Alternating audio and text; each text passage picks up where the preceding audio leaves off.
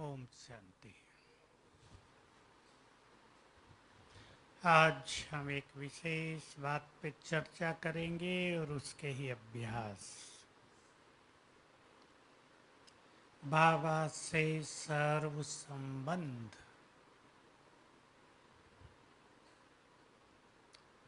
और साथ में कोई एक विशेष संबंध बहुत गहराई से सच्चे दिल से बाबा से जोड़ेंगे ताकि उस संबंध के माध्यम से हम बाबा की संपूर्ण मदद ले सकें। तीन मुख्य संबंधों से हम रोज परिचित होते हैं, बाप, टीचर और सदगुरु। पालना विधि उन्होंने हमें पढ़ाया, छोटा मोटी पढ़ाई नहीं पढ़ाई, सबसे महान पढ़ाई हमें पढ़ाई, सारे रहस्य खोले और सदगुरु बने, घर की राह दिखाई, वरदान दिए। अनेक प्राप्तियां सदगुरु रूप में भी हमें हुई। पहली चीज जिस पर हम बहुत ध्यान देंगे और जिसको बढ़ाना हमारा योग ही है, और वो है कि बाबा मेरा है। अपनापन। आपके सामने मैं बाबा का एक छोटा सा सुंदर अनुभव सुनाऊं। बहुत साल पहले की बात है। यज्ञ में भट्टियां अभी शुरू हुई थी। बाबा जब साकार में थे तब भट्टियां नहीं होती थी। बाबा अव्यक्त हुए तो पहले टीचर्स की ट्रेनिंग हुई, साल में एक बार। पहली ट्रेनिंग में 20 बहनें थी, दूसरी में भी ऐसे 20-25 थी। फिर भट्टियां शुरू हुई तो माताओं की एक भट्टी थी। माताएं भी 60-70 आई, इतनी जगह होती थी। तो बाबा ओपनिंग और क्लोजिंग के लिए आया करते थे। अव्यक्त बाबा भट्टी की ओपनिंग करने आए और माताओं से बाबा ने एक प्रश्न किया।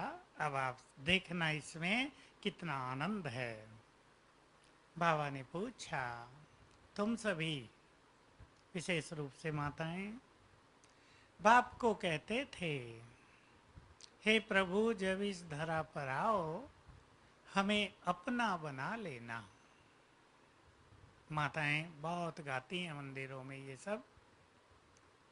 तो मैंने तुम्हें अपना बना लिया, परंतु एक चीज वो भी मैंने तुम्हें दे दी जो तुमने कभी मांगी ही नहीं थी। क्या? बाबा पूछने लगे। तब तो बिल्कुल छोटी सी क्लास होती थी ना, जैसे आप सब आगे बैठे नजदीक। माताएं उत्तर देने लगी, ज्ञान दिया आपने आकर, हमने तो मांगा नहीं था। मांगना भी नहीं आता था कि ज्ञान दो। ये तो किससे मांगना भी नहीं आया था। छोटी छोटी इच्छाएं पूरी कराते थे। किसी ने कहा आपने प्यार दिया कर। कई बातें माताओं ने सुनाई। बाबा ने सब सुन के अच्छी तरह सभा को इन्वॉल्व करके फिर कहा, अब जो कहा वो आप सुने और इसको समाएं अपने अंदर। बहुत गुड फीलिंग देते हुए सबको कहा, मैं भी तुम्हारा हो गया। हम तो पीछे बैठे थे, हम तो श्रोता होते थे ना। माताएं आगे आगे, हम पीछे। हाल से भी बाहर निकल जाते थे कभी कभी, तो छोटा सा हॉल। तो नशा चढ़ गया बहुत। भगवान सामने बैठकर कह रहा है, मैं तुम्हारा हो गया। सोचो। तो मैं बाबा को देखता रहा। ये वही है जो सर्वशक्तिवान है और हमारे सामने बैठकर कह रहा है, मैं तुम्हारा हो गया। ये वही है जो बिगड़ी को बनाने वाला है, भाग्य विधाता है, हमें कह रहा है मैं तुम्हारा हो गया। फिर बाबा ऐसे कहते थे, जिनका बाप ही भाग्य विधाता हो, क्या उनके भाग्य में कुछ कमी रहेगी? फिर ये बातें बहुत सूक्ष्म रूप से नशे में आती रही। तो ये बात सुनकर उन दिनों हमारी ड्यूटी रात को पहरा देना भी होती थी। यज्ञ में 2-2 घंटे सबकी होती थी। 12-13 भाई थे, उनमें 1-2 को छोड़ के सभी 2-2 घंटे रात को ड्यूटी देते थे। यहाँ तक कि जो पार्टियों में भी आते थे वो भी देते थे। विनोद भाई ने दी होगी। तो मेरी भी ड्यूटी 11 से 1। बाबा का प्रोग्राम 10:30 तक पूरा हो गया। मेरा नशा तो आसमान छू रहा था। मुझे याद आ रही थी रामायण की बातें। सुग्रीव और राम की मित्रता हुई किष्किंधा पर्वत पर। किष्किंधा था ना नाम। राम ने सुग्रीव को कहा, हे राजन, आज से हम तुम्हारे हुए। तुमने हमें बिन मोल खरीद लिया। क्या वही घटना रिपीट हो रही है? भगवान सामने बैठकर कह रहा है। तो हम इसको अपनी गुड फीलिंग में समाएंगे। भगवान मेरा है। जब बाबा आए हम उसे देखें। वो तो जब हमें देखता है इस फीलिंग से ही देखता है, मेरे बच्चे बैठे हैं। रोज की मुरली से पता चलता है ना, साकार मुरली से।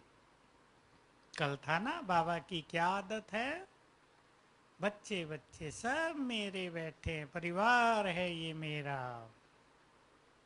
हम भी बाबा को इसी नजर से देखें, जो मेरा है वो बैठा है सामने।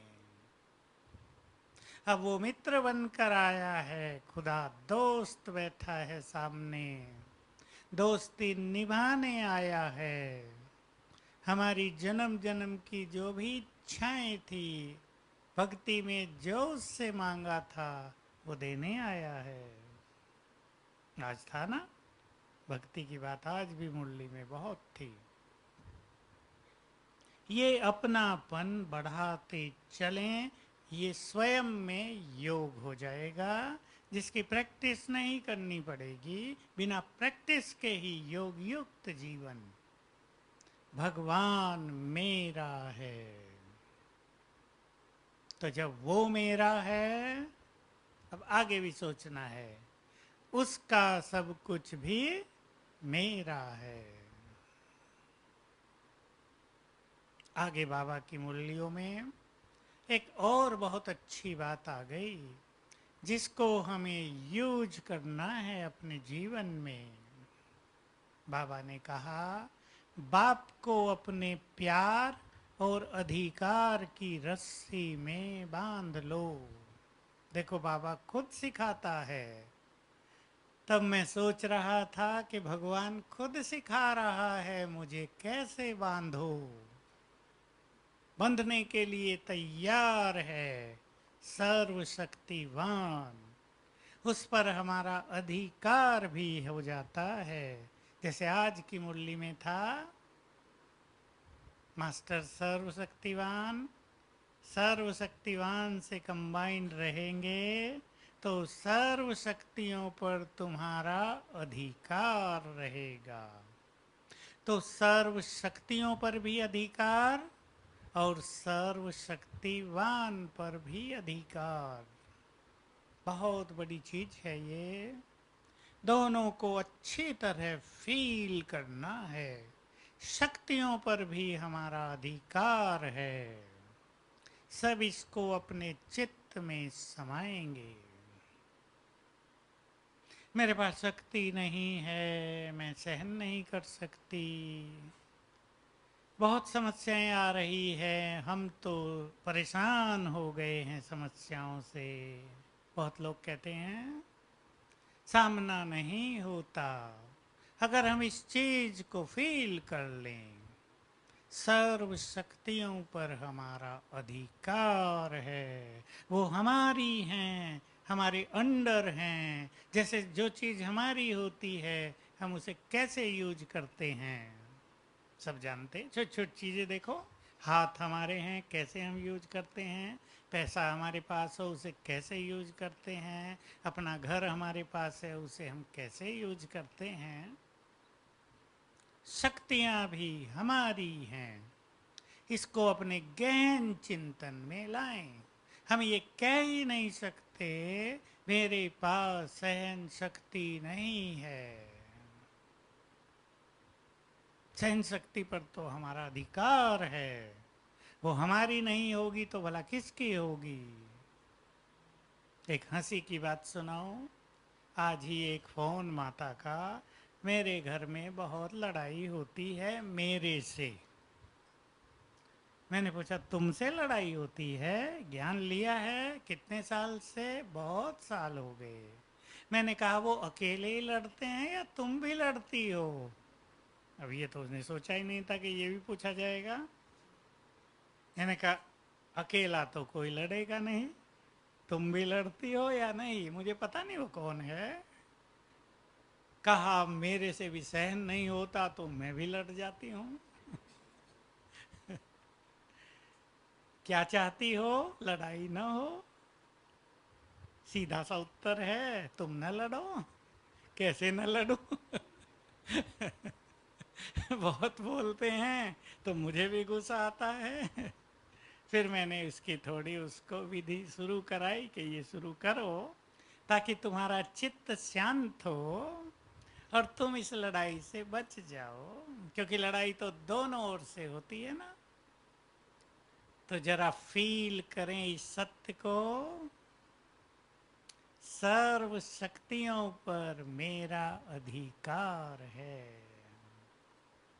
हम कह ही नहीं सकते कि मेरे पास निर्णय शक्ति नहीं है। आह्वान करने लगे उसका, वो है हमारे पास, हमारे अधिकार में ही है। हम उसको यूज करना नहीं जानते और अपनी शक्तियों को आह्वान करने का तरीका ये है। बहुत दिन से हम इस बात को सुनते आते थे, शक्तियों का आह्वान करो। समझ में नहीं आता था आह्वान कैसे करें, शक्तियों को बुलाएं कैसे। अब शक्ति कोई स्थूल मनुष्य तो नहीं है जिसे बुला लें। फिर बाबा की मुरलियों में धीरे धीरे ये बात आ गई। अब मैं उसका सार आपको सुना देता हूँ। सवेरे उठकर 7 बार पहले याद करेंगे, मैं मास्टर सर्वशक्तिवान हूँ। इसका अर्थ ही ये है कि सारी शक्तियाँ मेरी हैं, उन पर मेरा अधिकार है। फिर संकल्प करेंगे सच्चे मन से, मेरे पास निर्णय शक्ति है या मेरे पास सहन शक्ति है, तो वो एक्टिव हो जाएगी। जो शक्तियां हमारे पास हैं लेकिन इनएक्टिव हैं, कार्य नहीं कर रही हैं, सोई रहती हैं, क्योंकि हम ये सोचते रहते हैं मेरे पास ये चीज है नहीं, जबकि वो है। इस बात को सभी बहुत अच्छी तरह रियलाइज कर लें, शक्तियां हमारे पास हैं। जबकि बाबा ये कह रहे हैं, मैंने तुम्हें अपनी सारी शक्तियां दे दी हैं। बहुत साल पहले बाबा कहा करते थे, तुम मास्टर सर्वशक्तिवान हो। माताएं बाबा को कहती हैं, बाबा ये शक्ति दो योग में, और बाबा उत्तर देते हैं, दो नहीं दे दी हैं, तुम्हारे पास ही हैं, यूज करो। अब वो यूज करने की विधि आ जानी चाहिए। तो शक्तियों पर हमारा अधिकार और स्वयं भगवान पर हमारा अधिकार। और अधिकार तभी होता है जब हम उसे अपना माने।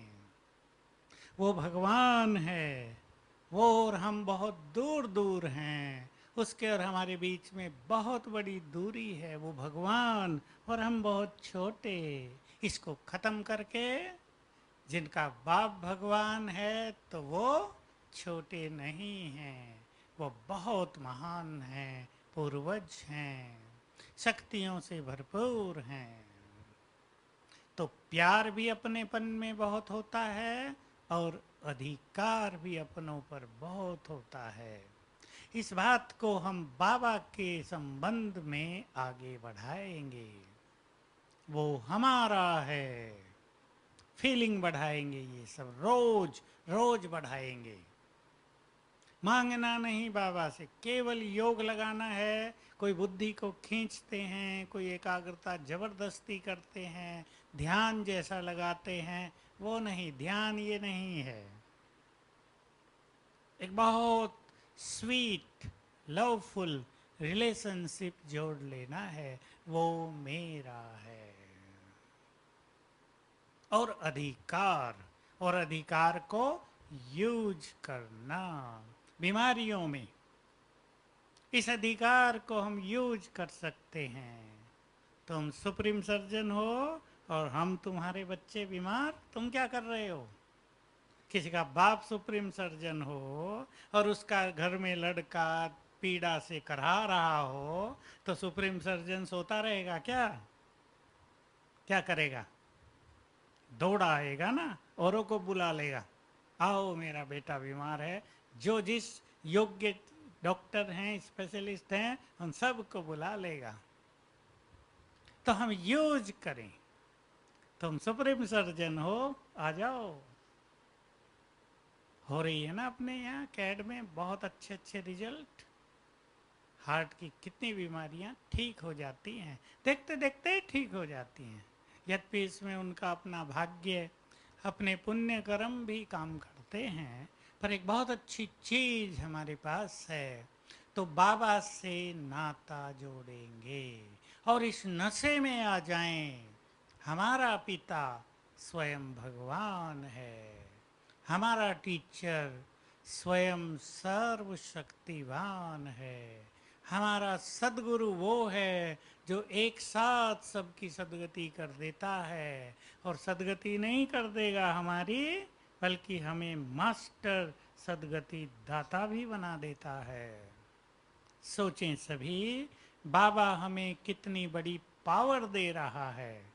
शक्तियां अलग, पावर, अथॉरिटी, काम करने का अधिकार। वो ये कह देता है इन सब को मुक्ति का वरदान तुम्हें देना है। मास्टर मुक्तिदाता तुम हो इन सब के लिए। प्रकृति का मालिक मैं भी हूं, लेकिन तुम हो। प्रकृति को वाइब्रेशंस तुम्हें देने हैं। पूर्वज मैं नहीं, तुम हो। तुमसे जुड़ी हैं सब आत्माएं। तो हमें ये नशा हो जाए संबंधों का, और आप कोई भी संबंध बाबा से जोड़ें। लेकिन आज मैं एक संबंध पे ध्यान दिला रहा हूं, वो मेरा खुदा दोस्त है। दोस्ती का नाता बहुत स्वीट और बहुत open, open to each other, खुला होता है ना। एक दूसरे से मन की बात कही जाती है। दोस्ती में हम बहुत खुले होते हैं एक दूसरे से। और किसी का दोस्त स्वयं भगवान बन जाए, उसके तो भंडारे भरपूर। तो उसे अपना दोस्त बनाना है। स्वीकार करेंगे अभी। जिन्होंने बनाया बहुत अच्छा, जिनको इसके अच्छे अनुभव नहीं है, ऐसे ही बना के छोड़ दिया है। कईयों ने एक बार बनाया था फिर छोड़ दिया। लेकिन इस संबंध को आगे बढ़ाना है, इसके फायदे लेने हैं, इसको एंजॉय करना है। जैसे हमारी दोस्ती किसी बड़े आदमी से हो जाए तो दोस्ती का नशा ही बहुत रहता है, सबको बताते फिरेंगे, मालूम है वो तो हमारा दोस्त है। मान लो नरेंद्र मोदी से किसी की दोस्ती रही हो, अब तो सबको बताएंगे प्राइम मिनिस्टर तो हमारा दोस्त है, और जिसकी दोस्ती भगवान से हो गई हो वो क्या करेंगे, सोच लें सभी। लेकिन दोस्ती किन चीजों पर आधारित रहेगी और इस दोस्ती को निभाना भी है। देखो एक भट्टी की बात सुनाऊं मैं। एक माताओं की भट्टी थी, बहुत सारी माताएं थी। संबंधों पर जब क्लास हुई तो सब ने कहा हम तो बाबा को अपना बच्चा बनाएंगे। पति बनाना बहुत मुश्किल काम है, बच्चा बनाएंगे। सब ने बनाया, थोड़ी सी हमने चर्चा की। मुझे पता था माताएं कहाँ मिस करेंगी। अगले दिन माताएं सब आई फिर से। मैंने पूछा किस किस ने बच्चा बनाया। सब ने फटाफट उमंग से हाथ उठाया, शिव बाबा हमारा बच्चा है। मैंने पूछा सचमुच बच्चा है? हमने बच्चा बना लिया। तो कल रात अपने बच्चे को भोजन खिलाया था। अब माताएं एक दूसरे को देखें, भोजन भी खिलाना था क्या? मैंने कहा फिर तो बच्चा सारी रात भूखा रोता ही रहा होगा, कहेगा कैसी मम्मी मिली, आप खा गई मुझे खिलाया भी नहीं। ऐसी मम्मी का संबंध चलेगा? संबंधों को निभाना भी है और वो सीखनी है कला। अगर संबंध को हम एवर लास्टिंग बनाना चाहते हैं, सदा चले, और दोस्ती ऐसी हो जाए जो दोस्ती के लिए इंग्लिश में एक कहावत है ना, इंग्लिश वाले बताओ, a friend in need is a friend indeed. सच्चा मित्र वही है जो आवश्यकता में काम आए और आवश्यकता में मुंह फेर ले। कलयुग में ऐसी दोस्ती है ना लोगों की, बस स्वार्थ का प्यार है, पूरा हुआ तो कोई किसी को नहीं पहचानता। हम बाबा के काम आए और बाबा हमारे काम आएगा। पहले कौन आएगा काम? हम। देखो आप सब ने अपना जीवन ही बाबा के काम में लगा दिया है। भाई बहुत बैठे शांतिवन के, सब ने सब कुछ बाबा के लिए लगा दिया है, तो हम बाबा के काम आ गए। लेकिन अगर कोई ऐसा करता है कि समर्पित होके भी उसके काम ना आए, उसके काम में टांग अड़ाता रहे, तो भगवान उस पर राजी होगा? उसका प्यार उसकी तरफ नहीं आएगा, उसकी दृष्टि भी उस आत्मा की तरफ नहीं आएगी जो उसके कार्यों में बाधा डालते हैं। अब उन्हें पता नहीं चलता क्योंकि वो बाबा को पहचानते नहीं हैं। गीता की ये अर्जुन के संबंध की बात बहुत ही सुंदर है। वहाँ तो यही है, श्री कृष्ण अर्जुन को समझा रहे हैं मोह को छुड़ाने का, युद्ध करने का, उनको तैयार कर रहे हैं। लेकिन अर्जुन तैयार नहीं हो रहा है। तैयार कब हुआ? सुनो आप, कब हुआ तैयार? जब विराट रूप दिखाया, और विराट रूप में अर्जुन ने देखा कि जो मेरे सामने खड़ा है वो महाकाल भी है। उस महाकाल के मुंह में कौरव सारे और पांडवों की भी बहुत सारी सेना महारथी प्रवेश कर रहे हैं। डर गया अर्जुन, ये क्या? तब कहा मैं महाकाल हूँ, सबको लेने के लिए ही आया हूँ। जैसे बाबा कहते हैं ना, तुम इनको न मारो, ये मेरे द्वारा मारे ही जाएंगे, इसलिए निमित्त बनकर युद्ध करो, नाम तुम्हारा हो जाएगा। बाकी ये मैंने पहले ही मार दिए हैं। तब अर्जुन को होश आया, कौन मुझे कह रहा है। ऐसे ही जो बाबा के कार्यों में विघ्न डालते हैं, या जिनके पास स्वार्थ है कुछ अपना, मनुष्य स्वार्थ के लिए विघ्न डालता है, उन्हें ये पता नहीं ये कार्य किसका है। गीता में 3रे अध्याय में ये भी बहुत सुंदर बात है। मैं सोच रहा था, प्रजापिता ब्रह्मा ने यज्ञ रचकर ब्राह्मणों को सौंप कर कहा, इस यज्ञ से तुम वृद्धि को पाओ, देवताओं को तृप्त करो, देवता तुम्हें मन इच्छित फल प्रदान करेंगे। भगवान ने भी अपना यज्ञ किसके हाथ में सौंपा? किसके हाथ में? ब्राह्मणों के नहीं, हमारे।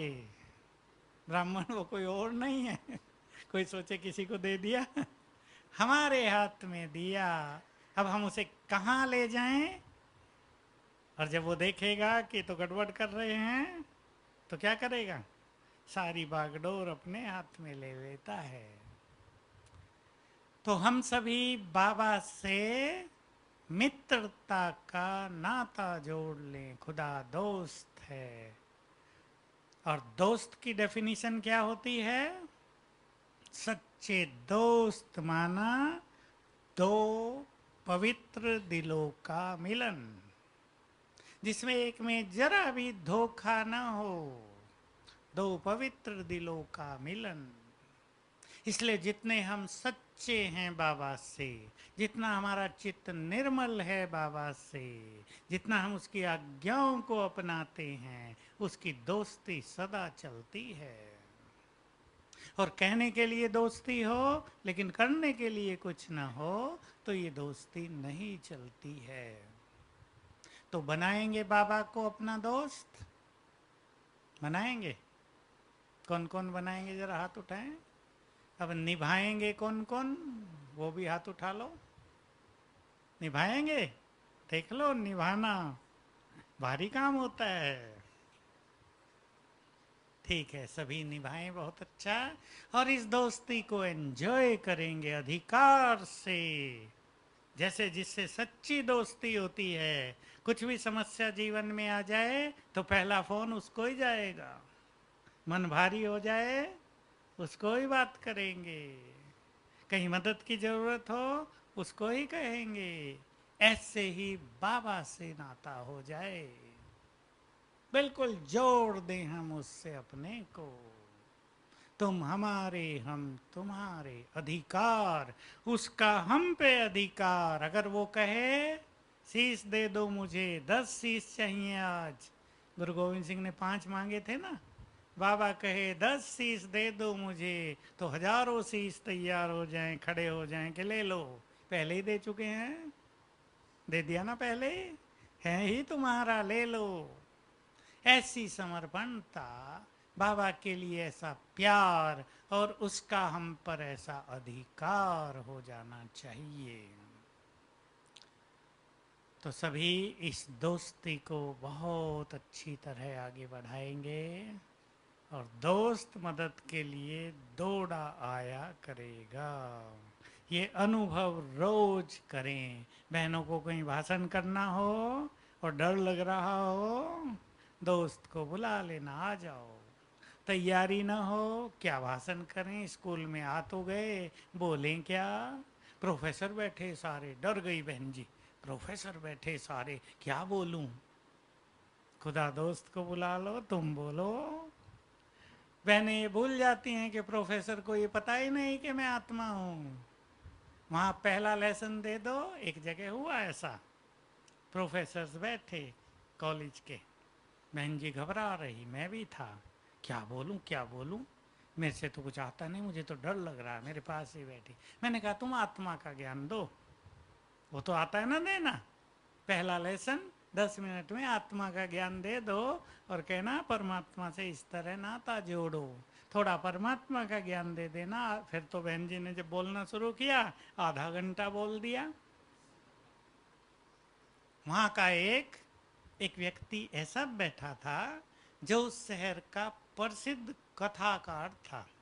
उस सभा में भाषण के बाद वो आया, मेरे से मैं था तो मेरे को देख कर आ गया। कहा हमें पता नहीं था वो कथाकार है। कहा ये बहन जी कौन है? मैंने कहा ये ब्रह्मा कुमारी है, आपको पता ही है, ये हमारी बड़ी संस्था। कहा इसने तो आधे घंटे में 4 वेदों का सार सुना दिया। वो बहन जी पीछे आ रही थी, मैंने कहा बुलाया उसको, आओ जरा देखो ये क्या। मैंने उसको कहा इसको कहो, तो उसने वही बात कही, अरे बहन जी आपके पास इतना ज्ञान, चारों वेदों का सार आपने आधे घंटे में सुना दिया। फिर मैंने बताया उसको, फिर हम आ गए। मैंने बहन जी से पूछा, पता चला अब आपको आत्मा और परमात्मा का ज्ञान, और उससे योग लगाओ, ये चारों वेदों का सार है। बाबा कहते हैं ना मुरली में, उसके मुख से सुन के मुझे भी ख्याल आया कि यही चारों वेदों का सार है। इसे ही तो लोग नहीं जानते। तो खुदा दोस्त का आह्वान कर लेना, जहां भी कठिनाई हो खुदा दोस्त को बुलाएंगे, वो दौड़ा चलाएगा। ये कॉन्फिडेंस अपने अंदर पैदा कर लें। आएगा या नहीं? कहीं भी समस्या हो जाए, जहां अपना पार न चले, जहां हमारी सीमाओं से परे की बात हो, बस खुदा दोस्त आ जाओ। सब इसके अच्छे अच्छे अनुभव करेंगे। आज से रोज दो चार सुंदर अनुभव इसके होने चाहिए। काम में उसको बुला लो, हम अकेले हैं, आ जाओ। देखो मुझे ये बात 82 से 80 से मेरे को हुई थी ख्याल में, 1980 से। फिर 81 और 82 में दो अव्यक्त मुरलियां चली, खुदा दोस्त। वो होंगी, हेडिंग भी यही होगा, खुदा दोस्त किताब में होंगी। उससे मुझे बहुत कुछ समझ में आया। तो मैं किचन में कभी कभी अकेला हो जाया करता था, तो मैं कहता था, खुदा दोस्त मैं अकेला हूँ, 300 लोगों का भोजन है, तुम आ जाओ जरा। क्या होता था? तुरंत दो लोग कहीं से भी आ जाते थे मदद करने। आप ही ये कहते थे, आप अकेले हो आज? हम आ गए, बोलो क्या क्या काम है। ये बहुत अच्छे अनुभव। मुझे को लिखना होता था, क्या लिखना है थोड़ा सा ही सोचता था, खुदा दोस्त आओ जरा, तुम बोलो मैं लिखता हूँ। इतना अच्छा लिखा जाता था, मैं भी सोचता था ये तो बड़ा अच्छा लिखा गया, मुझे पता नहीं क्या हो रहा है। ये वंडरफुल अनुभव होता था। एक एक लाइन ऐसी लिखी जाती थी जो मैं खुद सोचता था, वाह कितनी अच्छी लिखी गई। पता चलता था कि ऊपर से आ रहा माल, सारा सप्लाई हो रहा है। बहुत जगह ऐसे अनुभव हुए क्लासेस कराने में। कई बार मेरी तबीयत ही खराब होती थी, मुझे जरूरी होता था क्लास कराना। खुदा दोस्त का आह्वान किया, तबीयत वबीयत सब भूल गई, क्लास हो गई, तबीयत भी ठीक हो गई उसी में। मदद के सुंदर अनुभव आज से अपनी डायरी में लिख दो, भगवान मेरा दोस्त है। और इसके रोज दो चार पांच अनुभव करेंगे भिन्न भिन्न कार्यों में, और अपने जीवन को इन अनुभवों का भंडार बनाएंगे। एक नया चैप्टर आज से सभी शुरू करें। जहां भी कठिनाई हो बुलाओ और उसका अनुभव करो, और हो सके तो लिखते रहना। किसी भी तरह की कठिनाई हो जाए चाहे। अब है हमें यज्ञ के लिए इसको निर्विघ्न बनाने में अपना बहुत अच्छा योगदान देना है। इसलिए माताएं भी जो बीके कॉलोनी की हैं, सभी 15 मिनट सवेरे 15 मिनट शाम, मैं मास्टर सर्वशक्तिवान हूँ, विघ्न विनाशक हूँ, इस स्वमान से योग करेंगे। और ये विश्वास कर लें, पर्वत जैसा सुनामी जैसा विघन भी योग शक्ति के आगे ठहरेगा नहीं। योग बल के आगे सब कमजोर हैं।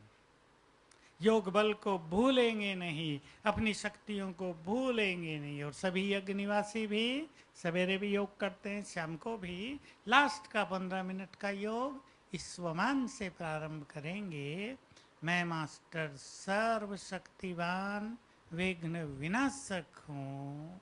और संकल्प करेंगे हमारे इस बाबा के यज्ञ के सभी विघ्न नष्ट हो जाएं। जो विघ्न विनाशक आत्माएं सारे संसार के विघ्न नष्ट करेंगे, क्या वो अपने घर के नहीं करेंगे? बिल्कुल अपने में दृढ़ता ले आए। क्योंकि सारे विघ्न कहां से प्रारंभ होते हैं पता है? इम्प्योरिटी से, स्वार्थ से, अहंकार से, क्रोध से। ये चार मुख्य बीज हैं। जिनसे संसार में, घर घर में या यज्ञ में विघ्न पैदा होते हैं। हमें अपने जीवन को इनसे मुक्त करना है। मैंपन, अहंकार बिल्कुल छोड़ना है। और विशेष रूप से सभी बुद्धिमान भाई बहनें यहाँ बैठे हैं। मैं एक संकल्प देता हूँ आपको, उस पे चिंतन करते रहना। हमारा स्वार्थ बड़ा या यज्ञ बड़ा? उत्तर तो साफ है। कहीं हम यज्ञ से बड़ा, यज्ञ से पहला स्थान अपने स्वार्थ को तो नहीं दे देते?